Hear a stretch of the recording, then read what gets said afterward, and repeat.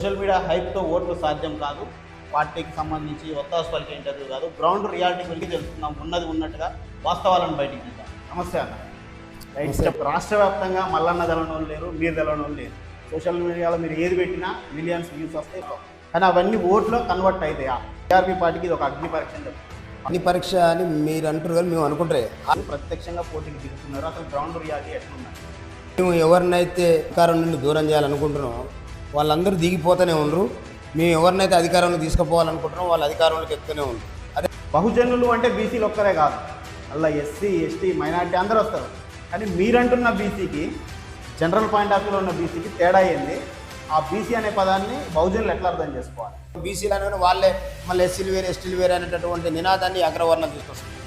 Backward classes అంటే schedule caste, schedule tribe, ఇతర వర్గాలు అన్ని మైనార్టీలు అందరూ కలుపుకుంటే బ్యాక్వర్డ్ క్లాసెస్. అనేకమైన దాడులు అనేక రకాలుగా జరిగినాయి. నాకంటే ముందు తరాలని భూమి మీద లేకుండానే చేశారు కదా. నేను అదృష్టం ఉంటుంది అంటే ఈ సమాజం మీద బతికే ఉన్నాడు. ఎంతమంది అభ్యర్థులు టీఆర్పీ నుండి ఉన్నారు? ప్రత్యక్ష అందరూ ఇప్పుడు 48 వార్డులలో టీఆర్పీ క్యాండిడేట్ ఉన్నారు. 100% ఉన్నారు. చదువుకున్న నిరుద్యోగులు ఎక్కువ మంది. వీళ్ళని ప్రజలు ఎంతవరకు నమ్మే పరిస్థితి ఉంది? ఈ మేనిఫెస్టో కూడా ప్రతి ఇంటికి పోయిందా? జీరో బడ్జెట్ పాలిటిక్స్ని నమ్ముకుని టీఆర్పీ పార్టీ ఇక్కడ డబ్బులు పంచే ఉద్దేశం కూడా పార్టీకి లేనట్టు. ఎట్లా గెలుస్తుంది? మా జాతి బిడ్డలు పోయి వాళ్ళ గురించి చెప్పినప్పుడు వాళ్ళు ఖచ్చితంగా రిసీవ్ చేసుకుంటారు. మాకు పైసలు అవసరం లేదు, వాళ్ళు పైసలు పెట్టి కొనుక్కునేటటువంటి సంపద రూపంలో ఉన్నటువంటి ఓటు అనేది మా ఇళ్లల్లో నిగూఢించబడి ఉన్నది. మున్సిపల్ చైర్మన్గా సూర్యాపేట గడ్డ మీద బహుజనుడితో టీఆర్పీ జెండా ఎగిరేస్తారని ఛాలెంజ్ ఇస్తున్నారు. ధైర్యం అది అయిపోయినాక మళ్ళీ వచ్చింటారు. 100% చెప్తాను. ఇప్పుడు ఖచ్చితంగా తెలంగాణ రాజ్యాధికార పార్టీ ఈ మున్సిపల్ మీద జెండా ఎగిరైపోతుంది. మీరు జెండా ఎగిరేసిన తర్వాత పెద్ద ఎత్తున ఇంటర్వ్యూ చేస్తా. రైట్ అన్న, ఖచ్చితంగా నీకు అవకాశం వస్తుంది. రైట్. నమస్తే. మనతో పాటు తెలంగాణ రాజ్యాధికార పార్టీ రాష్ట్ర ప్రధాన కార్యదర్శి, ఉమ్మడి నల్లగొండ ఇన్ఛార్జ్ వట్టే జాన యాదవ్ గారు మనతో పాటు ఉన్నారు. గ్రౌండ్ రియాలిటీ ఏంటి అని అడిగి తెలుసుకుందాం. సోషల్ మీడియా హైప్ ఎలాగూ ఉంటుంది. సోషల్ మీడియా హైప్తో ఓట్లు సాధ్యం కాదు. ఇది అన్న ఏదో నాతో చేపిస్తున్న ఇంటర్వ్యూ కాదు, పార్టీకి సంబంధించి ఒత్తాసు పలికే ఇంటర్వ్యూ కాదు. గ్రౌండ్ రియాలిటీ గురించి అడిగి తెలుసుకుందాం. ఉన్నది ఉన్నట్టుగా వాస్తవాలను బయటికి తీద్దాం. నమస్తే అన్న. రైట్, చెప్పండి అన్న. ఇప్పుడు రాష్ట్ర వ్యాప్తంగా మల్లన్న తెలవని వాళ్ళు లేరు, మీరు తెలవని వాళ్ళు లేరు, అది వాస్తవం. సోషల్ మీడియాలో మీరు ఏది పెట్టినా మిలియన్స్ వ్యూస్ వస్తాయి, వాస్తవం. కానీ అవన్నీ ఓట్లో కన్వర్ట్ అవుతాయా? ఇప్పుడు టీఆర్పీ పార్టీకి ఇది ఒక అగ్ని పరీక్ష అని చెప్పవచ్చు. పార్టీ నిర్మాణం జరిగినప్పటి నుంచి ఇదే మొదటి ఎన్నిక. గ్రామ పంచాయతీ ఎలక్షన్లో మద్దతు ఇచ్చారు, కానీ ప్రత్యక్షంగా అయితే పోటీ చేయలేదు. ప్రత్యక్షంగా పోటీకి దిగుతున్నారు. అసలు గ్రౌండ్ రియాలిటీ ఎట్లుందండి?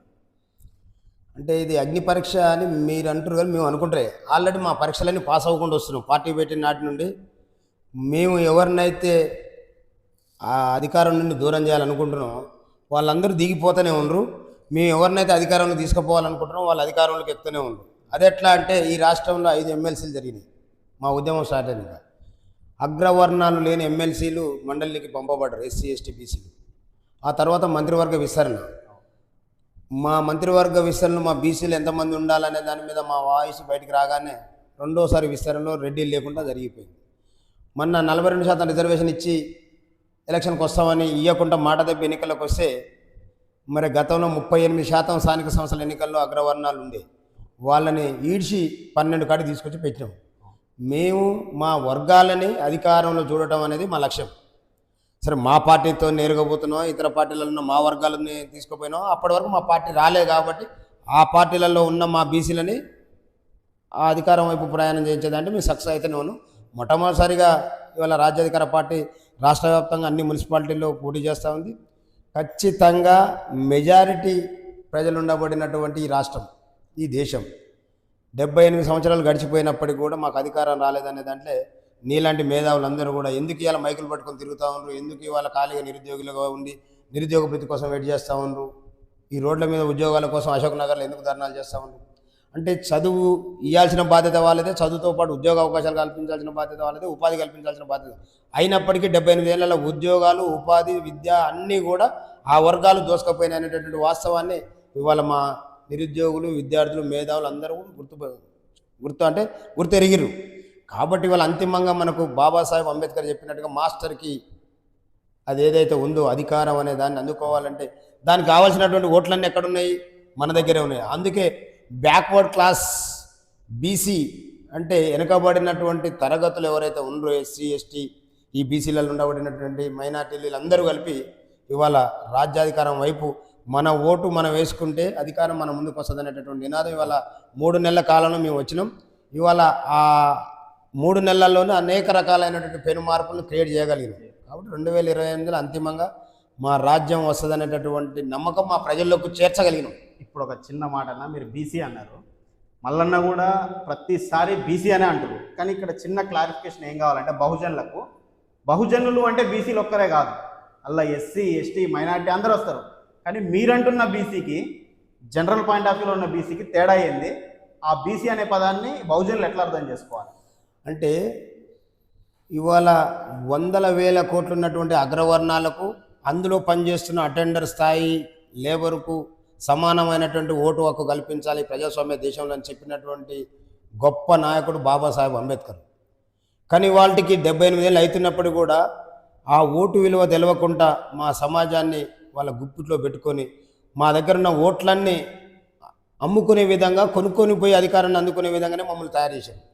ఇవాళ బీసీ అంటే కూడా ఇంత చైతన్యవంతమైనటువంటి ఈ సమాజంలో బీసీలు అనేవి వాళ్ళే మళ్ళీ ఎస్సీలు వేరే ఎస్టీలు వేరే అనేటటువంటి నినాదాన్ని అగ్రవర్ణాలు తీసుకొస్తుంది. బీసీ అనేది మేము చెప్పేవాడు కాదు.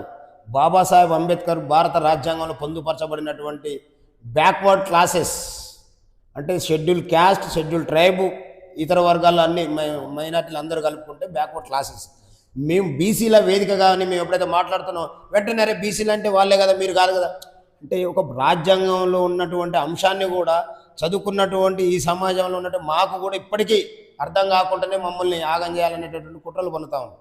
కాబట్టి ఇవాళ మా బీసీ ఎస్సీ ఎస్టీ మైనార్టీలు అందరూ కూడా చైతన్యవంతమైనటువంటి స్థితిలో ఉన్నారు. ఇవాళ వెనక నుండి అధికారం వాళ్ళ చేతి నుండి ఈడబ్ల్యూఎస్ రిజర్వేషన్ అనేది వారం 10 రోజులలోనే కేంద్ర ప్రభుత్వం నుంచి రాష్ట్ర ప్రభుత్వాలకు వచ్చి ఇంప్లిమెంటేషన్ జరిగింది. కానీ 42% రిజర్వేషన్ కానీ 27% బీసీలకు ఇస్తున్నటువంటి రిజర్వేషన్ కేంద్ర ప్రభుత్వంలో 90ల మొదలు పెడితే నేటి వరకు కూడా పూర్తి స్థాయి అమల్లో కాలే. అంటే మేము ఏమంటున్నాం అంటే అధికారంలో ఉండబడినటువంటి వాళ్ళు అన్ని అనుకూలంగా ఉంటాయి కానీ వాళ్ళు ఏది మాట్లాడినా ఈ సమాజం వింటారు అనేటటువంటి భ్రమలో బతుకుతా ఉన్నారు. కానీ వాళ్ళ చైతన్యవంతమైనటువంటి మా ఎస్సీ ఎస్టీ బీసీలు అందరూ కూడా వాళ్ళు చెప్తున్న ప్రతి ఇవాళ రాష్ట్రంలో తీన్మార్ మల్లన్న వచ్చిన తర్వాత తీన్మార్ మల్లన్న మీద అనేక నిందలు వేస్తారు. గతంలో అనేక మంది ఈ ఉద్యమాలు చేసిన వాళ్ళని ఎవరిని ఏమనలే. వాళ్ళకు మీటింగ్లకు, ఖర్చులకు, బండ్లకు, బస్సులకు, డీజిల్లకు అన్నీ వాళ్ళే ఇచ్చింది. ఎందుకంటే వాళ్ళతో ఏ ముప్పు లేదు. కానీ ఇవాళ వీళ్ళ పీఠాలు కదిలే కాడికి వచ్చింది తీన్మార్ మల్లన్న. కాబట్టి మల్లన్న చేస్తున్నటువంటి పోరాటాన్ని అనేక రకాలుగా అనేక విమర్శలు చేస్తారు. ఆ విమర్శలే మాకు ఇవాళ ఆయుధాలుగా మా సమాజం మమ్మల్ని గుర్తిస్తూ ఉంది. కాబట్టి మేము ఈ ఉడత ఊపులకు భయపడేది లేదు. తెలంగాణ రాష్ట్రం ఏర్పాటు కోసం ఏ రకమైనటువంటి ఉద్యమం జరిగిందో అంతకంటే 1000 రెట్లతోని ఇవాళ మా ప్రజలు సిద్ధంగా ఉండు. అది ఓటు చైతన్యంతో. తెలంగాణ ఉద్యమంలో మనం రక్తపాతం లేకుండా సామరస్యంగా జరగాలని మనం ఇవాళ మేమేమంటున్నాం, ఓటు చైతన్యం ఎక్కడో అక్కడనే ఉండండి. అవకాశం వచ్చినాడు బాబాసాహెబ్ అంబేద్కర్ చెప్పినట్టు తెరసాటికి పోయి గుద్దేటప్పుడు మన జాతి బిడ్డలు ఎవరో చూడండి. ఆ జాతి బిడ్డలు ఉన్నటువంటి పార్టీలలో ఉన్నటువంటి అక్కడున్న బిడ్డలు బీసీ ఎస్సీలు అయినా కూడా వాళ్ళు మనకు సంబంధం లేరు. వాళ్ళకు ఓటేసిపోయి ఆ బందర్ దొడ్డిలో మళ్ళీ బందీలుగానే ఉంటారు. మన కోసం పుట్టిన పార్టీ తెలంగాణ రాజ్యాధికార పార్టీ టీఆర్పీ. కత్తెర గుర్తు ఎక్కడుందో దోలాడి కత్తెరతోనే వాళ్ళ అధికారాన్ని కత్తిరించాలనేటటువంటి నినాదంతో ఈ రాష్ట్రంలో ప్రజలందరూ సిద్ధమై ఎక్కడికి పోతే అక్కడ కత్తెర అనేటటువంటి నినాదం ఇప్పుడు ప్రజల్లో ఉంది. రాష్ట్రం అంతా ఒక ఎత్తు అయితే సూర్యాపేట వచ్చేసి ఒక ఎత్తు. మీరు గతంలో ఎమ్మెల్యేగా పోటీ చేసినప్పుడు మీ మీద అనేకమైన దాడులు అనేక రకాలుగా జరిగినాయి. మీరు ఏమంటారు దాన్ని అప్లై చేసుకుని మరి గన్మెన్లను పెట్టుకున్న పరిస్థితి ఏర్పడ్డది ఆ రోజు. ఇప్పుడు రాష్ట్ర ప్రధాన కార్యదర్శిగా మీ మీద ఒత్తిడి ఉంటుంది. ఈ పార్టీలో ఉన్న ఈ మున్సిపాలిటీ ఎలక్షన్స్లో గెలిపించుకునే బాధ్యత పెద్ద ఎత్తున ఉంటుంది. మళ్ళీ సూర్యాపేటలో ఉన్న హేమీలను తట్టుకోవాలి, రాష్ట్ర వ్యాప్తంగా గెలిపించుకోవాలి. ఈ ఒత్తిడిని ఎట్లా మేనేజ్ చేస్తారు మీరు? ఎలాంటి ఛాలెంజెస్ ఉన్నాయి? అంటే నా మీదనేమో దాడులు, కుట్రలు, కేసుల వరకే ఆగిపోయింది. నాకంటే ముందు తరాలని భూమి మీద లేకుండానే చేశారు కదా. ఓ మా రోజు వీరన్నని, సాంబశివుడిని, బిల్లి లలితని, దొడ్డి కొమరయ్య లాంటి వాళ్ళని భూమి మీద లేకుండా చేశారు. కానీ నేను అదృష్టవంతుని అంటే ఈ సమాజం మీద బతికే ఉన్నా. కానీ వీళ్ళని ఇక్కడి నుంచి పంపించేంత వరకు నేను వదిలిపెట్టలేదు. ముఖ్యంగా సూర్యాపేటకు వస్తే ఈ రెడ్డి ఆ రెడ్డి అన్నీ ఒకటే రెడ్డి, ఆయనకైనా అంతా ఓకే. కానీ మా జాతుల్ని ఆయన కాడ ఉన్న వాళ్ళని, ఈయన కాడ ఉన్న వాళ్ళని, అక్కడ తెలివైన ఇక్కడ ఆయనతో నొత్తిస్తారు, ఇక్కడ తెలివైన అక్కడ ఆయనతో నొత్తించుకుంటా మా వాళ్ళని ఇంకా వాళ్ళ దగ్గర బందీలుగానే ఉంచుతా ఉన్నాం. వాళ్ళని అక్కడి నుంచి విముక్తి కల్పించేంత వరకు నా పోరాటం ఆగదు.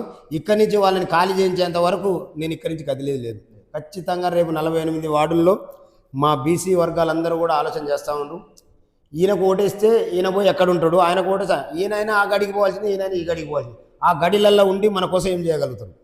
కాబట్టి మన పక్షాన కొట్లాడేది ఇవాళ తీర్మార్ మల్లన్న గారు, వారి నాయకత్వంలో ముందుకు పోతున్నాడు ఒట్టే జాన యాదవ్ అనేటటువంటి వాస్తవాన్ని సూర్యాపేట ప్రజలు గ్రహించరు. కాబట్టి వాళ్ళ 45 వార్డుల్లో పోటీ పడుతూ ఉండి వాళ్ళు నాకు కూడా పోటీ అంటే బీఫామ్లు ఇచ్చే కాడ పోటీని ఎదుర్కొనే పరిస్థితికి వచ్చినాం మేము. ఇప్పుడు 48 మందిలో స్క్రూటినీ అయిపోయింది. ఎంతమంది అభ్యర్థులు టీఆర్పీ నుండి ఉన్నారు ప్రత్యక్షంగా? అందరూ అంటే స్కూటీలు ఎవరు పోలే. మా దగ్గరకు వచ్చినటువంటి అప్లై చేసిన వాళ్ళంతా ఎవరు అనుకుంటున్నావు? ఎంఏబీలు, బీఎస్సీబీలు, ఎంటెక్లు, బీటెక్లు, అడ్వకేట్స్, డాక్టర్సు. ఇప్పుడు 48 వార్డులలో టీఆర్పీ క్యాండిడేట్లు ఉన్నారు. 100% ఉన్నారు. ఇంకా బలమైన వాళ్ళు ఆ పార్టీలలో నిన్న మొన్నటి వరకు ఉన్న వాళ్ళందరూ కూడా ఇవాళ నాకు రాయబారం పంపుతా ఉన్నారు.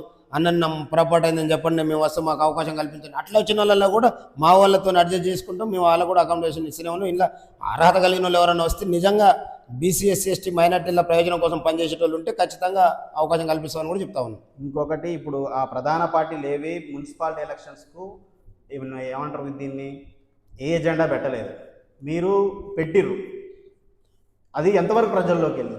మేము ఇవాళ వాళ్ళకి ఎవరికైనా ఆ పార్టీలకు, అగ్రవర్ణ పార్టీలకు మేనిఫెస్టో విడుదల చేసేటటువంటి దమ్ముందా?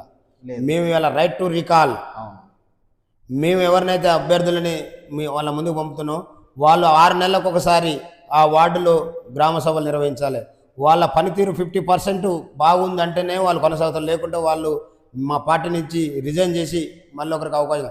ఇంకోటి, ఆ వార్డులలో ఉన్నటువంటి చదువుకున్నటువంటి యువతతోనే వార్డు మేనేజ్మెంట్ కమిటీ అనేటటువంటి కమిటీ వేసి ఆ కమిటీ ద్వారా వాళ్ళ పరిపాలన మీద ఎప్పటికప్పుడు ఆజమాయించి అంటే అనేక రకాల అంశాలతోనే మేము ఇలా అధికారం వస్తే రోడ్లు వేస్తాం, ఇండ్లు ఊడుస్తాం, పాయకాలం దొడ్లు కట్టిస్తాం. ఇది కాదు మా ఎజెండా. మూసధోరణి రాజకీయాలు కాకుండా వినూత్నంగా వస్తుంది.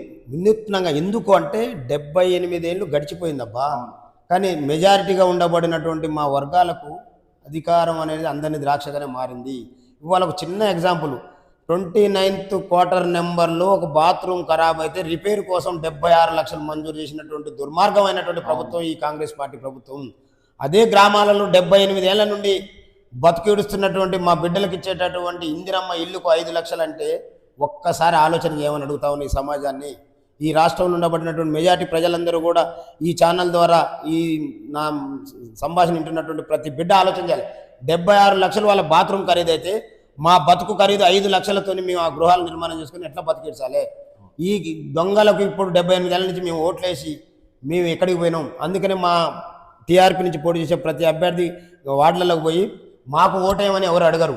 మీరు వేస్తున్నటువంటి ఓటు విలువ ఏందో తెలుసుకోమని అడుగుతారు. మీరు ఎవరికి ఓటు వేసారు, ఈ 78 కాలాల్లో మీ ఓటు విలువ ఎంతగా, ఏ రకంగా మిమ్మల్ని అధికారంలో అభివృద్ధిలోకి తీసుకొచ్చింది అనేటటువంటి విషయాన్ని చర్చ చేయమంటాను. నేను వచ్చిన కాబట్టి మా టీఆర్పీకి ఓటేయమని అడగటం కాదు.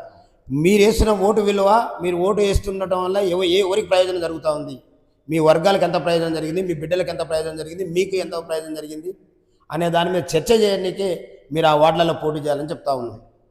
దాదాపుగా చదువుకున్న నిరుద్యోగులు ఎక్కువ మంది పోటీలో ఉన్నారు. చదువుకున్న నిరుద్యోగులు ఎక్కువ మంది, వీళ్ళని ప్రజలు ఎంతవరకు నమ్మే పరిస్థితి ఉంది? ఈ మేనిఫెస్టో కూడా ప్రతి ఇంటికి పోయిందా? ఇప్పుడు సోషల్ మీడియాలో ఎంత హల్చల్ అయినా కూడా గ్రౌండ్ రియాలిటీలో ఎంతవరకు చేరుకుంది? ఇది రియాలిటీ విశ్లేషణ మనకు ఉండాలి కదా. మేము ఏమంటున్నాం అంటే ఇవాళ ఆ వర్గాలకు ఎంతవరకు పోయింది అనేది, అంటే ఈ వర్గాలను నమ్ముతారా అంటే ఈ పోటీ చేస్తున్నటువంటి వీళ్ళందరూ కూడా అగ్రవర్ణాలు కాదు. ఈ ఎస్సీ, ఎస్టీ, బీసీలలో ఎంఎస్సీలు, బీఎస్సీలు చదువుకొని ఉద్యోగం రాకపోవడానికి గల కారణాలను వెతుక్కొని ఆ కారణమైనటువంటి కారకులని ప్రభుత్వాల నుండి దింపడం కోసం ప్రజల్లోకి పోతా ఉన్నారు. అప్పుడు అక్కడ ఉన్నటువంటి ప్రజలందరూ కూడా మా జాతి బిడ్డలే. మా జాతి బిడ్డలు పోయి వాళ్ళ గురించి చెప్పినప్పుడు వాళ్ళు ఖచ్చితంగా రిసీవ్ చేసుకుంటారు. మా మేనిఫెస్టోని చదువుతారు, మా నినాదాన్ని వింటారు, మా వాదాన్ని వింటారు. దీని కారకులైనటువంటి అగ్రవర్ణ పార్టీలని పాతరేస్తానికి కూడా సిద్ధంగా ఉండేటటువంటి వాస్తవమైనటువంటి మెసేజ్ మాకు వస్తూ ఉంది. డబ్బు ఇప్పుడు వీటన్నిటికంటే ముఖ్యమైన పాత్ర ఇంకొకటి డబ్బు పోషిస్తుంది. ఇప్పుడు ఆ అగ్రవర్ణ పార్టీలో ఇప్పుడు అన్రిజర్వ్డ్ ప్లేస్లో డబ్బు విచ్చలవిడిగా ఖర్చు పెట్టే పరిస్థితి. వీటన్నిటిని టీఆర్పీ పార్టీ ఎట్లా ఎదుర్కోబోతుంది? జీరో బడ్జెట్ పాలిటిక్స్నే నమ్ముకుంది టీఆర్పీ పార్టీ. ఎక్కడ డబ్బులు పంచే ఉద్దేశం కూడా పార్టీకి లేనట్టే ఉంది. ఎట్లా గెలుస్తుంది? మేమేమంటామంటే 2014లో ఈ రాష్ట్రాన్ని దాదాపుగా 50-60 ఏళ్ళ నుంచి పరిపాలిస్తున్న కాంగ్రెస్ పార్టీలో ఒక్కొక్కటి 6 ఫీట్లు అడ్డంగా 3 ఫీట్లు ఉండేటటువంటి నాయకత్వం ఈ రాష్ట్రంలో ఉంది. ఆ టైంలో కాంగ్రెస్ పార్టీ చేసినటువంటి దుర్మార్గాల మీద ఫైట్ చేసినాము. కాంగ్రెస్ పార్టీ గత్యంతరం లేని పరిస్థితుల్లో తెలంగాణ రాష్ట్రాన్ని ఇచ్చినప్పటికీ ఇచ్చిన క్రెడిట్ అందుకోలేనటువంటి స్థితిలోకి దిగజారిపోయింది. అంటే అక్కడ ప్రజల యొక్క చైతన్యం. ఆ ప్రజలే కదా ఈ రాష్ట్రంలో ఉన్నది. ఇప్పుడు ఆ తెలంగాణ రాష్ట్రం సాధించుకున్న సకల జనులే కదా ఇలా బీసీ ఎస్సీ ఎస్టీ ఉద్యమంలో ఉన్నది. కాబట్టి మేము ఆ రోజు 2014లో కాంగ్రెస్ వాళ్ళు డబ్బు ప్రవాహం అధికార మదంతో అనేక రకాల కుట్రలు చేసినప్పటికీ కూడా కాళ్ళకు చెప్పులు చక్కగా లేనాయన, ఒంటి మీద అంగి చక్కగా లేనాయన ఇవాళ బీఫామ్ పట్టుకొని కేసీఆర్ ఇచ్చిన బీఫామ్ పట్టుకొని వస్తే కారు గుర్తు తోలాడుకుంటూ పోయి ఓట్లేసింది. ఇవాళ 10 సంవత్సరాల అధికారాన్ని అనుభవించి మళ్ళీ ఈ అగ్రవర్ణాల పాలన ఏ రకంగా ఉందో అంతకంటే 1000 రెట్లు మరిపించినటువంటి దుర్మార్గుడు కేసీఆర్ అని ప్రత్యామ్నాయంగా మళ్ళీ కాంగ్రెస్కి అధికారం వచ్చింది. ఈ కాంగ్రెస్ పార్టీ ఈ బీసీలకు ఇచ్చినటువంటి కామరెడ్డి డిక్లరేషన్ కావచ్చు, ఇంకా అనేక రకాల హామీలు అన్నింటినీ కూడా తుంగలో దొక్కి ఇవాళ ఏ ఒక్క హామీ నెరవేర్చకుండా మళ్ళీ స్థానిక సంస్థలు జరుపుతూ ఉంది. అందుకనే ఇవాళ ఈ అన్ని పార్టీలు కాంగ్రెస్, బీజేపీ, బీఆర్ఎస్, కమ్యూనిస్టులు అన్నీ కూడా అగ్రవర్ణ పార్టీలే. ఏ ఒక్క పార్టీ కూడా మన మీద చిత్తశుద్ధి తెలియలేదు. ఇవాళ మేము అధికారంలోకి వస్తే కేసీఆర్ కుటుంబాన్ని జైల్లో తోలుతాం అన్నటువంటి రేవంత్ రెడ్డి ఆయన అమెరికాలో తిరుగుతూ ఉండి వీళ్ళు పోయో ఫామ్ హౌస్లో పండుకుంటా ఉండు. ఏదైనా సందర్భం వచ్చినప్పుడల్లా తప్పించుకొని తిరుగుతూ ఉంటారు. అందుకనే మాకంటూ ఒక పార్టీ కావాలని మా ప్రజల నుండి వచ్చిన డిమాండ్ మేరకు ఇవాళ తెలంగాణ రాజ్యాధికార పార్టీని స్థాపించుకున్నాం. ఆ పార్టీకి ఇవాళ కత్తెర గుర్తుని ప్రజల్లోకి పోతా ఉన్నాం. కాబట్టి మాకు పైసలు అవసరం లేదు. వాళ్ళు పైసలు పెట్టి కొనుక్కునేటటువంటి సంపద రూపంలో ఉన్నటువంటి ఓటు అనేది మా ఇళ్లల్లో నిగూఢించబడి ఉన్నది. కాబట్టి మా ఇళ్లలో ప్రతి ఇంటికి ఒక మేధావి అంటే విద్యావంతుడు, గ్రాడ్యుయేట్ చేసినోడు, పీజీ పోస్ట్ గ్రాడ్యుయేషన్ చేసిన వాళ్ళు, ఎంఎస్సీ చేసిన వాళ్ళు, బీఎస్సీ చేసిన వాళ్ళు ప్రతి కుటుంబంలో ఉన్నారు. ఇవాళ తీన్మార్ మల్లన్న గారు పొద్దుగాల మార్నింగ్ నుంచి మొదలు పెడితే రాత్రి 11-12 అయ్యేంత వరకు కూడా నిత్యం ఆయన ఈ జాతుల కోసం కొట్లాడుతున్నటువంటి కొట్లాట వింటా ఉన్నారు. మొన్న శాసన మండలిలో సాక్షిగా మాట్లాడినటువంటి మాటలు ప్రతి చెవులలో గిర్రన మోగుతూ ఉన్నాయి. ఈ పార్టీలు ఏవి కూడా మన జాతి ఉద్ధరణ కోసం పుట్టినవి కావు. మనల్ని అడ్డం పెట్టుకొని బతుకు ఏడుస్తున్నటువంటి ఆ అగ్రవర్ణ పార్టీలను బొంద పెట్టాలనే ఆకాంక్షతో ఇలా ఉండరు. కాబట్టి మాకు పైసలతో పని లేదు. మాకు ప్రజల్లో చైతన్యం వచ్చింది, చైతన్యం నిండుకొని ఉంది. మేము ఐక్యమైనం. ఇవాళ గతంలో బీసీలు అనగానే ఆయనకు ఈయనకు ఆకుల పైన గీకుల పైన కొట్లాట పెట్టి నడిపించినటువంటి చరిత్ర నుంచి ఇవాళ బయటకు వచ్చి అగ్రవర్ణాలు పోటీ చేసినాయంటే ఆయన కాడ ఎన్ని పైసలన్నీ ఉండని అన్రిజర్వ్లు చేయని, రిజర్వ్లు చేయని బొంద పెట్టుడే. ఇప్పటి వరకు అగ్రవర్ణం ఇక రేపు ఇప్పుడు పోటీలోకి వచ్చిన కానీ ఇప్పటి నుంచి ఏముందంటే అగ్రవర్ణ పార్టీల నుంచి వచ్చినటువంటి మా బిడ్డల్ని కూడా బొంద పెట్టి పక్కకు నెట్టడమే. మీరు మున్సిపల్ చైర్మన్గా సూర్యాపేట గడ్డ మీద బహుజనుడితో టీఆర్పీ జెండా ఎగిరేస్తారని ఛాలెంజ్ ఇస్తున్నారు. ధైర్యం అది అయిపోయినాక మళ్ళీ వచ్చింటారు. 100% చెప్తాను. ఇప్పుడు మొన్న ఒక రెడ్డి ఉండేడా, చోటారెడ్డి దామోదర్ రెడ్డి గారు 3 సార్లు ఓటమికి కారణమైనటువంటి చోటారెడ్డి ఇప్పుడు కాంగ్రెస్ పార్టీ అధికారంలోకి రాగానే క్లబ్ ఆయన అన్నాడు, మార్కెట్ ఆయన అన్నాడు, ఇక మళ్ళీ మున్సిపల్ చైర్మన్ రిజర్వేషన్ అయిందని మళ్ళీ నేనే అన్నాడు. చెప్పినాం మేము. జగదీష్ రెడ్డితో కొల్లీడు అయిండు. 10వ వార్డులో ఆయన జగదీష్ రెడ్డి ఒక రెడ్డి గారిని పెట్టిండు. తర్వాత ఈయన వస్తాడనే నువ్వు ఆగి వేనారెడ్డి అక్కడికి వస్తున్నట్ట, ఆయనను గెలవాలి, ఆయన చైర్మన్ కావాలని చెప్పిండు. వాళ్ళ మంత్రాలన్నీ అయిపోయినాయి. అది నాకు తెలియగానే ఒకటే చెప్పిన, చైర్మన్ కావాలంటే ఫస్ట్ కౌన్సిలర్ గెలవాలి అంటే నీకు BJP party, BRS party surrender అవుతుంది. కానీ నా జాతి అధికారాన్ని అందుకోవాలనేటువంటి లక్ష్యంతో ఇచ్చిన పార్టీ కదా, మేమెందుకు అవుతాం? రా బిడ్డ అని వాడికి వస్తే పండబెట్టి తొక్కి నిన్ను ఓడించి పంపిస్తామని చెప్పిన. గర్వంగా చెప్తున్నారు మీరు. ఇవాళ పరారైపోయింది కదా ఆ వ్యక్తి. అంటే మేము ఏమంటున్నాం అంటే మా వర్గాలు చైతన్యవంతులు అయ్యారు. వస్తే మరి ఆ నిజంగా దమ్ము ధైర్యం ఉంటే ఇలా పోటీలో ఉండాల్సింది. పారిపోయినట్టే కారణం మా వర్గాలలో ఐక్యత వచ్చిందని గమనించినట్టే కదా. ఇవాళ బీఆర్ఎస్ నుంచి జగదీష్ రెడ్డి పోయినసారి అధికారం ఉంది కానీ 100 రకాల డ్రామాలు ఆడింది. ఇవాళ ఎటుపోయింది ఆయన డ్రామాలు? ఆయన పార్టీ నుంచి పోటీ చేస్తాను కూడా ముందుకు వచ్చే పరిస్థితి లేదు. ఎందుకంటే నువ్వు ఎంత దుర్మార్గునివో మా బీసీ, ఎస్సీ, ఎస్టీ మైనార్టీలు గమనించదు. అందుకని మళ్ళీ మోసపోయేటటువంటి నేచర్ ఉన్నటువంటి బిడ్డలు కాదు మా వాళ్ళు. ఇవాళ మిమ్మల్ని ఎట్లా బొంద పెట్టాలనో అని నాతో ఎత్తులోకి పైతులు వేస్తూ ఉన్నారు. అక్కడ ఉండే నాతో మాట్లాడుతూ ఉన్నారు. కాబట్టి ఖచ్చితంగా తెలంగాణ రాజ్యాధికార పార్టీ ఈ మున్సిపల్ మీద జెండా ఎగరైపోతుంది. సూర్యాపేటలో గత కొన్నేళ్ళుగా చాలా సమస్యలు ఉన్నాయి. అవి ఎవ్వరు అధికారంలోకి వచ్చినా తీర్చట్లేరు. మీ మేనిఫెస్టోలోనే ఒక అంశం చాలామందికి అర్థం కావట్లేదు, చలాన్ల గురించి. ఇప్పుడు మున్సిపాలిటీలో మీరు జెండా ఎగిరివేసినంత మాత్రం చలాన్లు ఎట్లా మాఫీ అవుతాయి అనేది క్లారిటీ రావట్లేదు. మేము ఏమంటున్నామంటే మున్సిపల్ చైర్మన్లుగా మేము అధికారంలోకి వస్తే చలాన్లకు మీకు సంబంధం అంటే ఇదేదైతే రోడ్ ట్రాన్స్పోర్ట్ ఆఫీసర్స్ ఉన్నారో వాళ్ళకు కొన్ని ఉన్నాయి. అంటే వాళ్ళ ఇష్టం వచ్చినట్టు అంటే వాళ్ళ గైడ్లైన్స్ని దాటి మరి ఇవాళ చాలాన్లు విధిస్తా ఉన్నావు. నువ్వు చాలాన్ వేసేటప్పుడు నీకు లిమిట్ ఉంది, నీకు లెక్క ఉంది. ఆ లిమిట్లను దాటేసినటువంటి చాలాన్లు ఏదైతే ఉన్నాయో వీళ్ళని అడిగేటోళ్ళు లేడు కాబట్టి వాళ్ళు ఇంప్లిమెంట్ చేస్తా ఉన్నారు, వసూలు చేస్తారు. అసలు ఒక పోలీస్ ఆయనకు చాలాన వసూలు చేసే రైట్ ఉందా? వేయాల్సిన ఆయన రోడ్డు బాగు చేయకుండా నీకు చాలాన్ వేసే రైట్ ఉందా అనే దాంట్లో మన రాజ్యాంగంలో మనకున్నటువంటి రైట్స్లో అనేక రకాల అంశాలు ఉన్నాయి. ఆ అంశాల మీద మేము డెప్త్గా స్టడీ చేసిన తర్వాత మాత్రమే వాటిని మాఫీ చేస్తానికి మాకున్నటువంటి మార్గాలు వెతుక్కొని ఇవాళ మా మేనిఫెస్టోలో పెట్టుకున్నాం. నీకు పవర్ ఉంది కదా అని ఇప్పుడు మనం పోలీస్ స్టేషన్ మనడానికి పోతే ఇష్టం వచ్చినట్టు మాట్లాడేది. ఇవాళ కూర్చోబెట్టి మర్యాద చేసి మాట్లాడుతూ ఉన్నాం. ఇవాళ సోషల్ మీడియా వచ్చిన తర్వాత ఒక ఆఫీసర్ ఏం రానే ఇన్నాళ్ళు పోలీస్ స్టేషన్ పోతే ఏం రాని మాట్లాడేది. నీకు ఏం రానే రైటు లేదు అనే సంగతి మనకు తెలిసిన తర్వాత కదా అని ఆగింది. అందుకని ఇవాళ కూడా మేము ఏమంటున్నాం అంటే ఈ ప్రభుత్వం అధికారంలో ఏ ప్రభుత్వం ఉంటే ఆ ప్రభుత్వం ఇష్టం వచ్చినట్టుగా మా ఎస్సీ ఎస్టీ బీసీల మీద ఛానల్ వేస్తాం, ఆడ మందు దాగమంటాం, వీడికి రాగానే ఊదిస్తాం అనుకుంటూ పోతే నడవది బిడ్డ అని చెప్తున్నాం. భారత రాజ్యాంగంలో ఎవరికి ఏ రకాల హక్కులు ఉన్నాయో వాటన్నిటి మీద క్షుణ్ణంగా స్టడీ చేసినాం. ఆ స్టడీలో భాగమే ఈ చాలాన్లు వేసే రైట్ వాళ్ళకు లేదన్న సంగతి మాకు తెలుసు. కాబట్టి మేము వచ్చిన తర్వాత వాళ్ళని జైళ్ళకు పంపుతాము. అక్రమంగా మా బిడ్డల మీద తప్పుడు పద్ధతిలో చాలాన్లు విధించినటువంటి ఏదైతే ఆఫీసర్స్ ఉంటారో వాళ్ళు అక్కడ బీసీలున్నా ఎస్సీలున్నా ఎస్టీలున్నా వదిలిపెట్టే పరిస్థితి ఉండదు. కాబట్టి ఆ రూపంలో వాటిని మాఫీ చేస్తాం అనేది మా ఎజెండా. మొత్తంగా సూర్యాపేట ప్రజలకు టీఆర్పీ తరఫున ఒక చిన్న ఏం చెప్తారో చెప్పండి అన్న. అది ఇంపాక్ట్ గట్టిగా ఉండాలి ప్రజల్లో.